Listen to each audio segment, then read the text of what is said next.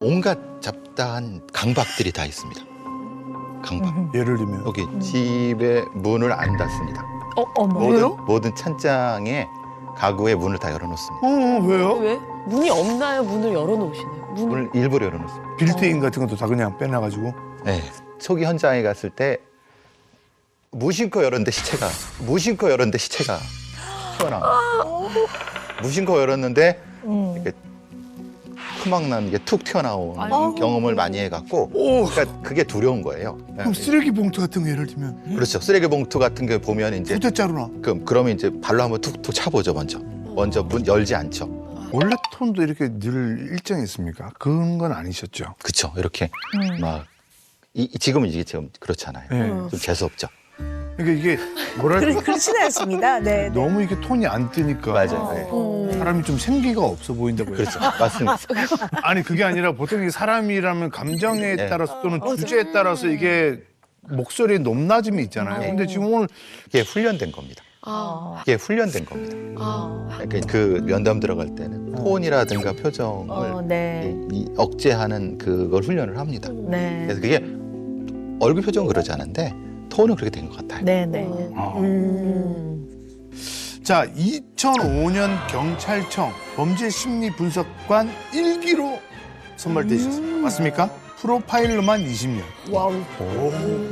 근데 사실 진짜 프로파일러라고 하면요. 범죄자를 다루는 본인만의 분명한 노하우가 있을 것 같습니다. 예, 어떤 노하우로 사건을 좀 해결했다. 이제 프로파일러 중에서도 전공이 좀 다릅니다. 연쇄방화 주전공인 연방. 사람이 있고 연쇄살인 전공인 사람이 있고. 근데 저는 이제 화학과 나왔고 CSI 쪽 가까우니까 연쇄방화 쪽에 처음에 일을 했는데 네. 가장 힘든 게 말을 안 합니다.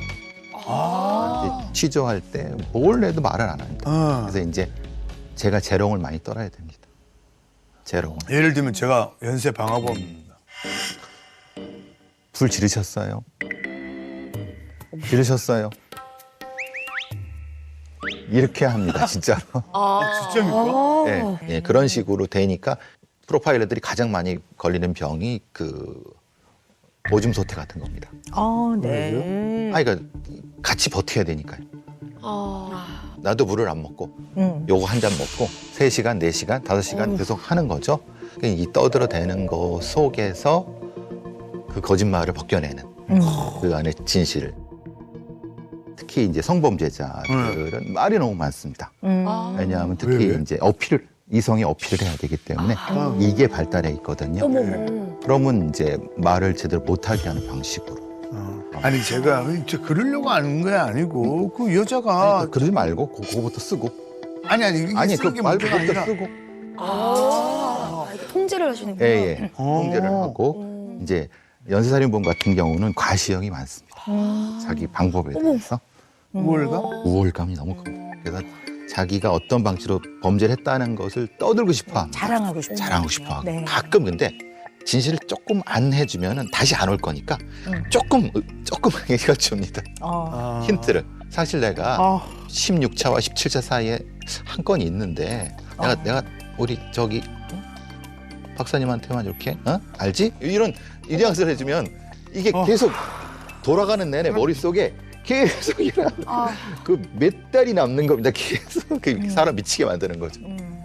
그 사람들이 우리를 괴롭히는 방법이 그거죠. 그거 좀 조종하려고 하는 것도 맞습니다. 그게 조종하는 거. 매니플레이션 하는 예, 거. 그렇게 조종하는 매니플레이션을 네. 저희들도 사실은 당해줘야 되고 안 당해줄 수가 없는 겁니다.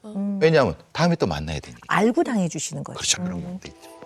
그런 사람들이 교도소를 싫어할 것 같다고 생각하시지만 그렇지 않은 경우도 있습니다. 왜냐하면 거기 들어가면 왕이거든요. 왕. 그리고 거저 먹여주죠. 황제 전략 같은 거죠.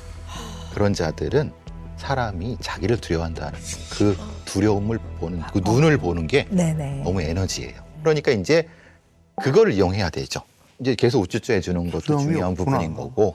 근데 그것도 한계가 있는 거는 이미 또 그런 거를 몇 번을 해보면은 경험치가 쌓여갖고 이제는 또 이제 프로파일들을 찜쪄 먹으려고 합니다. 저도 살인범이 돼야 되는 거죠. 그래야지 같이 이제 손잡고 지옥문으로 들어갔다 같이 나와야 되는 거거든요. 이제 들어가는 건 좋은데 문제는 나올기가 힘듭니다.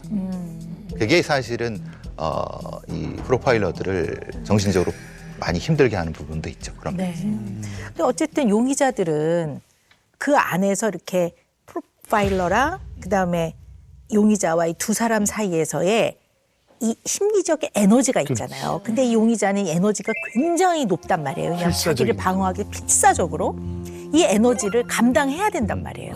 그 좁은 공간 안에서 맞닿고 1대1로 있어요. 딱 맞대하고 있어야 되니까 이게 그런 면에서 굉장히 힘드실 것 같아요. 짧은 시간에 네. 그 이 뇌가 쓰는 에너지가 높은 네. 것은 얼굴 표정을 봐야 되고 네. 다리, 손도 다 봐야 되고 네. 그 데이터가 사실 축적돼 있습니다. 그러니까 여기에 손가락을 움직이고 얼굴 움직이고 이럴 때 어떤 거 이게 다 계속 그 짧은 시간에 판단해 갖고 다시 붙이고 판단해 갖고 이걸 컴퓨터가 해야 되는 걸 해버리니까 보통 한 서너 시간 하고 나면은 그냥 처음에는 녹초가 돼요.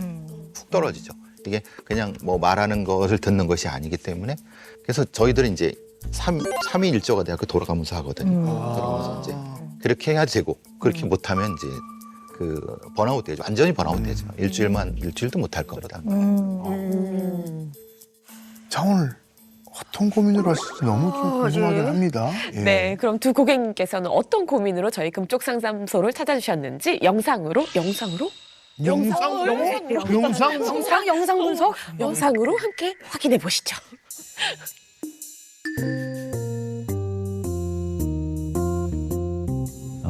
이 사람의 말은 의미가 없다고 생각해요. 기본적으로 의심합니다.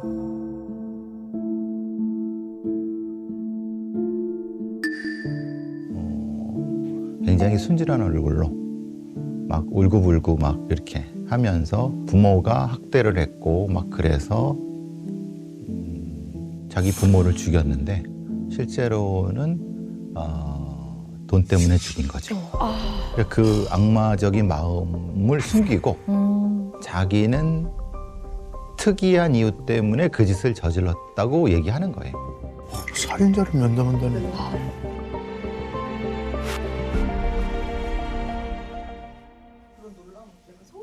그렇죠. 소름 끼치죠, 당연히. 예, 근데 우리는 그 오죽했으면 하는 거짓말을 벗겨내야 되니까. 거짓말을 벗겨내야 되는 직업이니까 말하다 보면 저도 모르게 직업병이 나오죠. 한 3시간 정도 지나면 그 사람을 분석하고 있는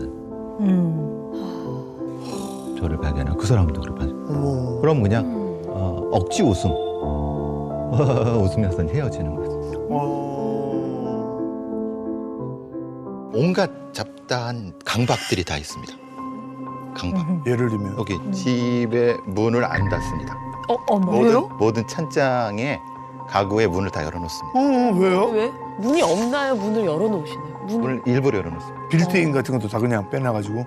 네. 초기 현장에 갔을 때 무심코 열었는데 시체가 튀어나와요. 무심코 열었는데 이렇게 토막나는 게 툭 튀어나오는 경험을 많이 해갖고 그러니까 그게 두려운 거예요. 그럼 쓰레기 봉투 같은 거 예를 들면 그렇죠. 쓰레기 봉투 같은 게 보면 이제 소대자루나. 그러면 이제 발로 한번 툭툭 차보죠. 먼저 문 열지 않죠. 그리고 이제 시체 증후군이라는 게 있는데 현장 증후군이라는 게 이제 시체를 못 보는 겁니다. 봐야 되는데. 예, 봐야 되는데 어느 정도까지 되냐면 시체가 저 지하에 있는데 20m인데도 못 가고 벌벌 떨고 있어요. 옛날에 지하 같은데 반지하 같은데 그 남자놈들이 자기 애인 죽여서 막 쟁여놓고 그랬는데 그거를 들고 나오는데 시체가 물이 됐더라고요. 네. 근데 그거 들고 나오는데 터져갖고 다 뒤집어 써갖고 너무 큰 어떤 그 상황 때문에 그래서 너무 깜짝 놀랐어요. 이게 그런 게 몇 번 반복이 되다 보니까 그 집에 있는 가구의 문을 못 닫겠더라고요. 그래서 문을 열어놓고 저희 집엔 칼이 없습니다. 저희 집엔 칼이 없어갖고 그럼 요리는 어떻게 해요? 작은 가위, 문구형 가위로 합니다. 아이들이 쓰는 것 같아요. 예. 이제 프로파일러들이 적지 않게 칼을 안 가지고 다니고 네. 집에 없습니다. 왜냐하면 그것도 흉기가 될 수 있기 때문에 그런 생활에 필요한 도구들도 어떻게 보면 이게 예. 위험한 자극이라고 그렇죠. 예. 이렇게 느끼시네요. 그러니까 특히, 그걸 예. 최소화시키는 면이 있으시네요. 그게 직업병 같아요. 너무 쉽지 않을 것 같아요, 삶이. 예. 그래요. 네. 특히 이제 의심병도 많이 있는 거고 굉장히 그 고위험도의 범죄자들이 네. 인터뷰하고 인터로게이션 면담하고 그러면은 거의 95%는 거짓말입니다. 대부분 그냥. 근데 처음부터 끝까지. 그렇죠. 뭐 고위정도 있지만 비슷한 이름의 정의종 사건도 비슷하고. 네네. 또래 여성을 살해한 뒤 시신을 훼손하고 유기한 정유정이 붙잡힌 뒤에도 진범이 따로 있다면서 거짓 진술을 한 것으로 드러났습니다.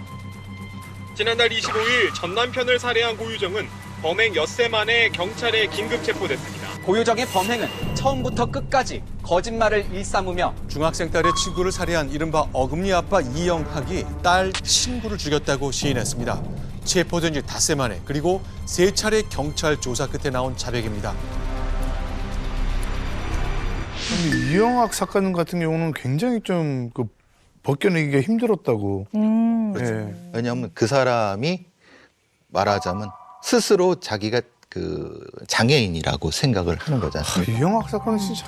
네. 어금니 아빠. 네네. 네. 그러니까 문제는 이 사람은 그걸 가지고 한 번 더 사람들을 속이는 거를 쉽게 너무 생각했다 보니까 그러니까 본인의 이득을 위해서 그렇게 이득을 하는 위한 거죠. 거니까요. 그 이득도 아주 심각한 범죄적 이득을 위해서 하니까 접근하기가 너무 어려운 겁니다. 왜냐하면 이미 왜곡돼 있는 반사회적 인격을 가진 사람을 설득해내는 게 사실은 불가능하다고 생각하는 영역에 도전해야 되니까 사람에 대한 신뢰보다는 사람에 대한 약간의 환멸 같은 건 느껴지는 거고 보통 사람들한테도 일단 기본적으로 뭔가 이 사람이 지금 뭘 숨기고 있나라고 하는 게 먼저 탁 들어가면 그런 것을 생각하는 내가 너무 싫어지는 거예요. 오랜 동안 직업에 충실하시면서 이 직업에 의해서 일상이 좀 잠식이 좀 됐다. 일상에 영향을 많이 줬다라고 분명히 얘기해 볼 수가 그렇게 있네요. 볼 수 네. 거의 이제 참석을 안 한 것 같아요. 거의 20년 넘게. 이게 언론에 알려지고 이런 것이 되면서는 제 얘기가 안주거리가 되겠고 당연히 그죠? 처음에는 되게 재밌대요. 사건 얘기하고 그러면 되게 재밌잖아요. 근데 이제 한참 지난 다음에는 그럴 수 없는 상황이 있죠. 왜냐하면 그걸 공유 못하는 상황이 오죠. 그렇지.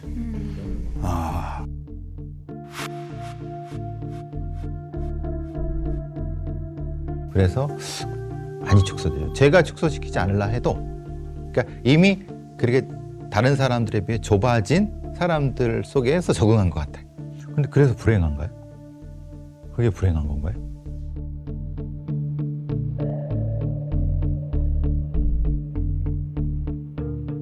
뭐 한편으로는 이해가 되기도 하고 또 한편으로 보면 또 좀 안타깝고 안쓰럽기도 하고 네.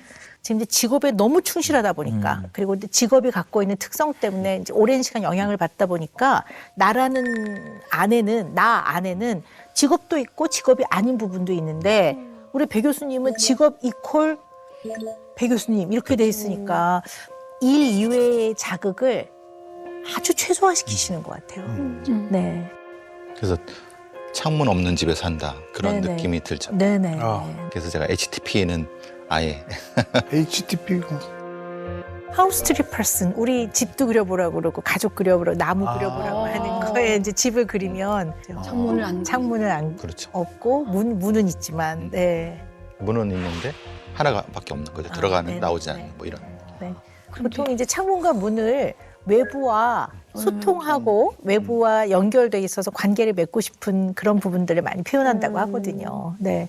그러니까 덩그러니 그냥 혼자 계신 집에 가셔서 얘기를 나눌 사람도 없으니까 그냥 한 인간으로 보면 좀 외롭지 않으실까? 저는.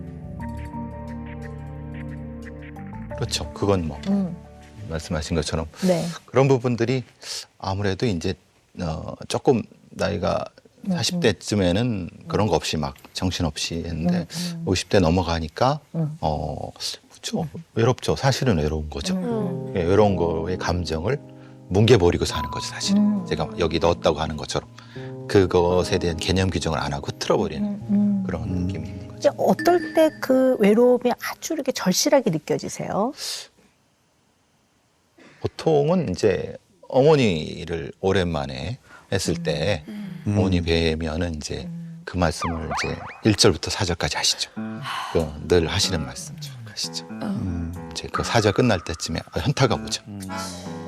근데 그 왜 그랬는지 모르겠는데 저랑 같이 일을 시작했던 16명 애들이 있는데 하나같이 다 혼자 사네요. 그리고 혼자 사네요. 그리고 결혼한 애들도 이혼을 한 애들이 많네요. 아유. 생각해 보니까. 어머. 그리고 결혼 애들도 있죠. 근데 이제 그래서 희한하게 그렇게 되더라고요. 그래서 뭔가 있는 것 같아요. 저도 모르겠지만은. 제일 중요한 부분이 물론 여러 가지가 있겠지만 직업적인 역할 활동과 일상에서의 요 어떻게 보면 이 경계를 잘 지워서 분리를 하는 거는 너무 중요할 것 같은데 여기서 이제 틈이 벌어지기 시작하면 되게 문제가 될 것 같거든요. 그렇죠. 어느 정도 그걸 또 이제 잘했던 저 친구들도 있었고 근데 이제 그 직업군에 비해서는 좀 퍼센트가 높은 거죠. 네.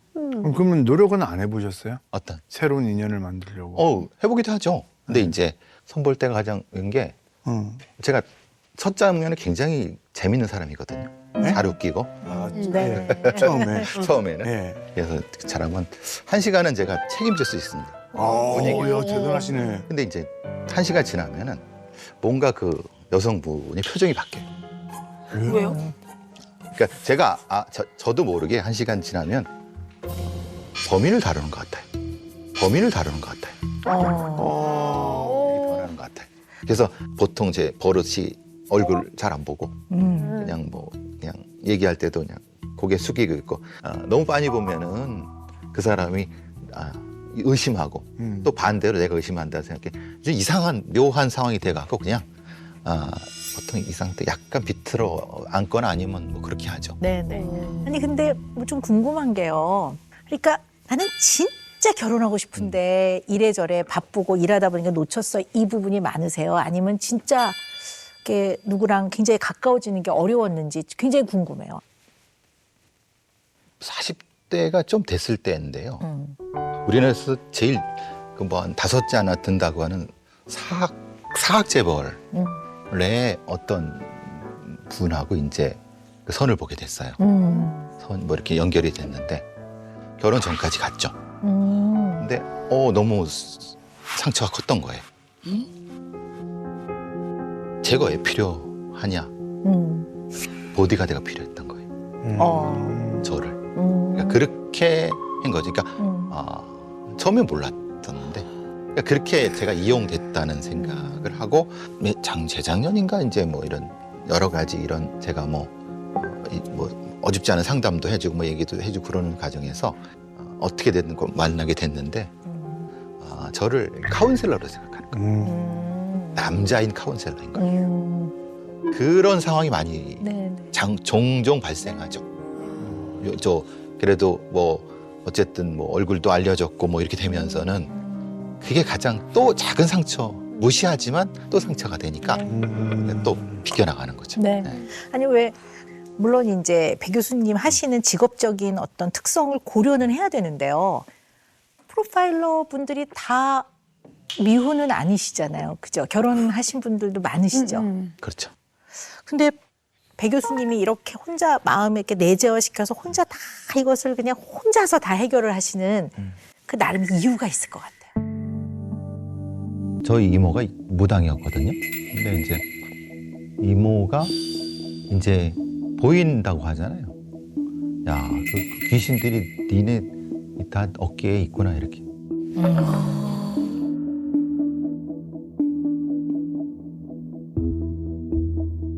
그럼 좋아하지 않죠. 그래서 싫어하는 거겠죠. 또 우리 친가 쪽이 가족 구성이 별로 안 좋아요. 이게 이제 오래전에 그 집단 학살의 피해자였다고 해야 되나? 그 집단 학살의 피해자였다고 해야 되나? 친척 친척. 그러니까 이제 그런 역사적인 사건 아시죠? 여순 사건이라고 해서 그 여수 순천 반란 사건이라고 해서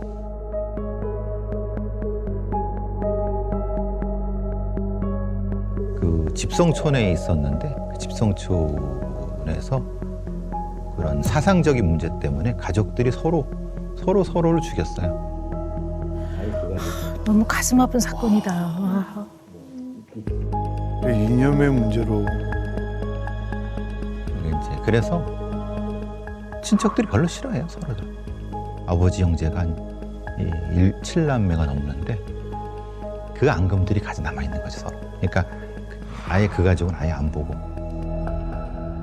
그러니까 뭐 큰아버지는 일본 유학을 갔다 와서 이제 사회주의자가 됐고, 그 동생은 이제 유학을 못 갔다 와서 거기서 이제 면사무소 해고 경찰이 됐고, 그럼 당연히 해방 이후에는 뭐 똑같은 일이 벌어지는 거죠. 야, 너무 어렵다. 가슴 아픈 그 뭐 네. 태백산맥이라는 소설이 있습니다. 소설. 예. 네. 그 태백산맥이라는 소설, 조정래 소설가가 원래 그 몇 가족을 놓고 그 소설을 썼는데 그 저희 배씨 집안이 그 중에 하나였다고 그래요. 나중에 조정래 작가가 나중에 수레를 하는데 네. 실화는 실화인데 두세 가족의 실화였죠. 근데 이제 그러니까 그것이 아마 한국 사회, 한국의 역사적인 것에 그 부분이 제노사이드의 영향이겠지만은 그걸 해결할 수 있는 방법이 없었죠, 사실은. 네. 이제 그런 일들을 겪은 가족 사이에서 또 태어나서 양육되고 이렇게 되는 과정에서 어쩌면 가족 간의 따뜻함이라든가 만났을 때 굉장히 즐거움이라든가 가까운 데서 오는 그런 안전함이라든가 이런 것들을 경험하기 되게 어려웠을 것 같아요. 그렇죠, 어렵죠. 네. 그러니까 뭐 그때는 그 예를 들면 큰아버지가 아버지를 고발해 갖고 뭐 그런 뭐 이런 형태가 되니까 이제 신뢰라는 건 사실은 네, 그렇죠. 없는 거죠. 네. 이런 부분들 때문에 그런 어떤 결혼이나 이런 부분들에 대해서 사실 신뢰하지 못하는 부분도 있는 것 같아요. 조금 네. 겁나는 부분이랄까 그런 것. 그러신 것 같습니다. 누군가와 철륜을 맺는 게 좀 두려우신 것 같아요. 그렇죠. 그런 네. 부분이 있는 거죠. 또 생계를 어머님이. 아, 진짜. 네. 그럼 저는 어머니 따라서 장사를 저 저기. 중학교 때까지도 장돌배기를 많이 해서 그러니까 아, 이제 삶 자체가 치열할 수밖에 없었어요. 그러네요.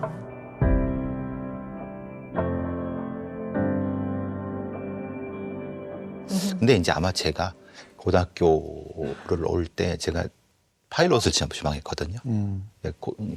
공사 성적도 다 되고 했는데 마지막에 걸린 거예요. 사관학교에서 뽑지 않았어요. 예, 연자제가 걸려버리니까 그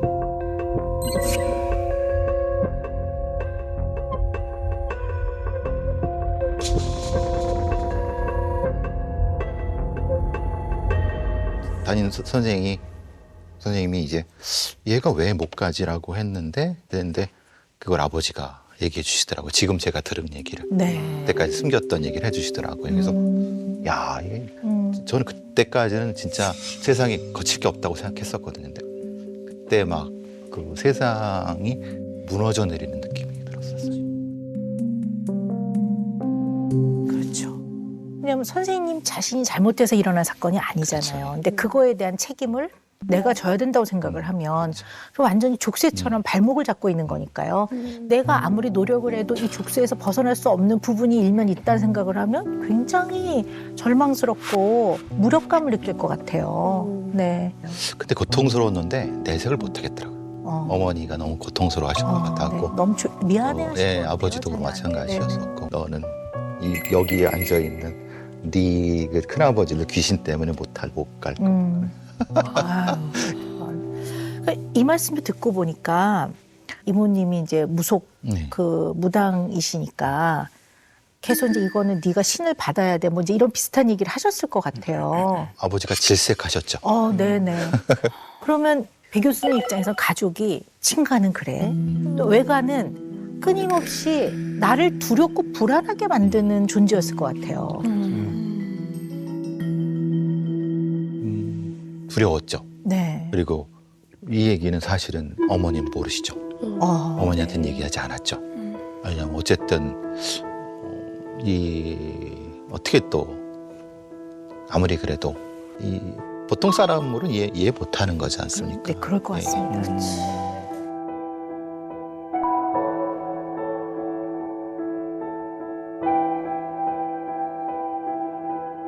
그 두려움이지만 알고 싶었던 것 같아요. 그렇죠. 그 생애사 연구를 했습니다. 네. 무당들의 생애사. 생애사. 네네. 네, 무당들이 떠들기 시작하면 8시간 넘게 막 떠들잖아요. 근데 아무 의미 없는 것 같지만 사실은 그 사람의 인생이 들어있는 거고 다른 사람이 개입된. 그러니까 그게 이제 뭐로 연결되냐면 살인범들의 생애사로 연결돼-갖고 네. 내가 프로파일러 채용되게 된 거죠. 네. 교수님 얘기를 쭉 들어보니까 아주 어렸을 때부터 열심히 공부도 하셨지만 뭔가를 정확하게 제대로 알아가는 걸로 이 불안과 두려움을 좀 낮추고 사셨던 것 같아요.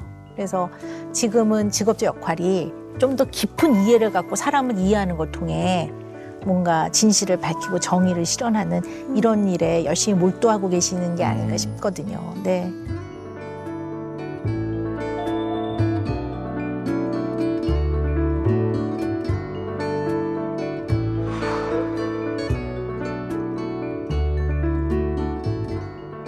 두 분이 이제 어쨌든 약간 분야는 다르지만 의미나 직업적 소명을 보면 같은 일을 하고 계신다고도 볼 수 있는데요.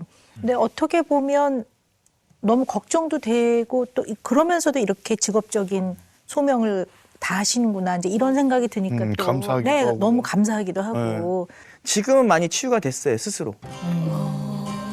아, 이거 좀 힘든데 내가 어떻게 극복을 할까 생각하다 보니까 좀 긍정적으로 생각을 한번 해보자.